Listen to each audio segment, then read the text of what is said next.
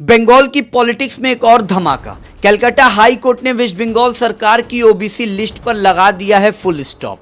Waste Bengal की OBC list को लेकर एक बड़ी लीगल डेवलपमेंट सामने आई है। कलकत्ता हाई कोर्ट के इंटरिम स्टे के बाद भी लिस्ट का इंप्लीमेंटेशन जारी रहने के कुछ रिपोर्ट्स सामने आए हैं। इसके चलते अब कोर्ट में कंटेम्प्ट केस फाइल हो चुका है और national commission for backward classes ने भी नोटिस भेज दिया है।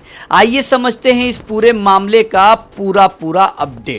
वेस्ट बंगाल गवर्नमेंट ने 3 जून 2025 को एक नई ओबीसी लिस्ट नोटिफाई की थी, जिसमें 87 कम्युनिटीज को ओबीसी स्टेटस दिया गया था। सरकार का कहना था कि ये उन समुदायों के तरक्की के लिए एक महत्वपूर्ण कदम है। 6 जून को कलकत्ता हाई कोर्ट ने इस लिस्ट पर इंटरिम स्टे लगा दिया।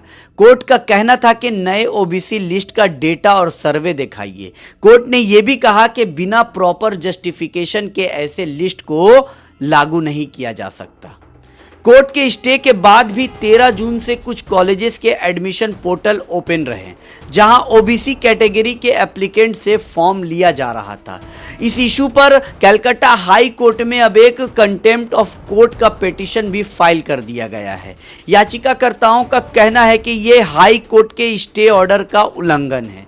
इसी बीच 16 जून को कोलकाता म्युनिसिपल कॉरपोरेशन ने भी ओबीसी कोटा के अंडर कुछ रिक्रूटमेंट प्रोसेस शुरू कर दिए थे।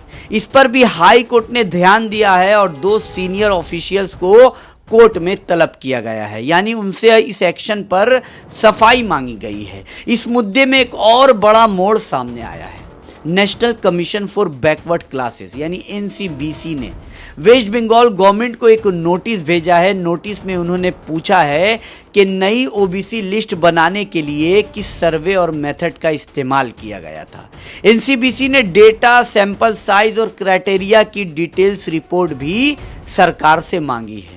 वहीं एक तरफ तो इस मामले की अगली सुनवाई 31 जुलाई 2025 को होनी है।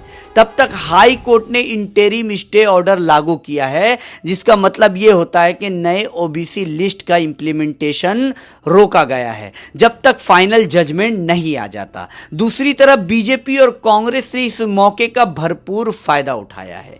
बीजेपी ने सीधा ममता सरकार पर इल्जाम लगाया है कि यह वोट बैंक की राजनीति हो रही है। ओबीसी के नाम पर फेक लिस्ट तैयार किए जा रहे हैं।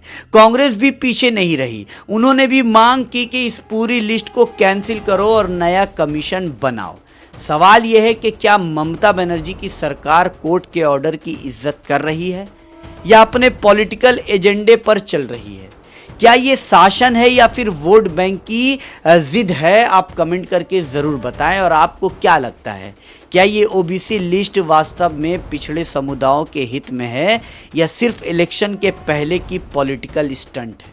कमेंट करके ज़रूर बताएं। खबरीलाल को यूट्यूब पे सब्सक्राइब, फेसबुक पे फॉलो करें। जय हिंद, जय भारत।